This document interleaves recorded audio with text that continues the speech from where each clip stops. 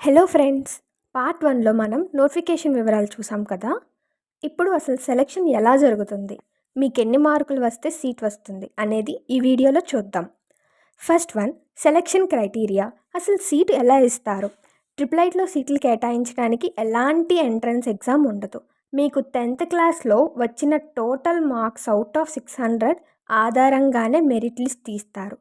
0.4 GPA bonus అంటే deprivation score. అది ఇప్పుడు ఎలా యాడ్ చేస్తారో తెలుసుకుందాం. గవర్నమెంట్ ఆర్ జెడ్పీ లేదా మున్సిపల్ స్కూల్స్లో చదివిన స్టూడెంట్స్కి 0.4 జీపీఏ బోనస్గా కలుపుతారు. అంటే 24 మార్క్స్ యాడ్ అవుతాయి. ఈచ్ సబ్జెక్ట్కి 4 మార్క్స్ అన్నమాట. 4 6 24 మార్క్స్. ఫర్ ఎగ్జాంపుల్, ఒక ప్రైవేట్ స్కూల్ స్టూడెంట్కి 585 మార్క్స్ వచ్చాయని అనుకుందాం.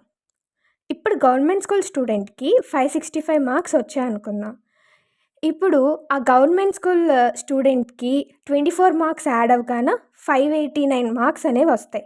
సో దీన్ని బట్టి ప్రైవేట్ స్కూల్ స్టూడెంట్ కన్నా ఆ గవర్నమెంట్ స్కూల్ స్టూడెంట్కి ఫస్ట్ సీట్ అనేది ఇస్తారనమాట. Okay, next tie breaker rule. ఒకే మార్క్స్ వస్తే ఏ సబ్జెక్ట్ మార్క్స్ చూస్తారు.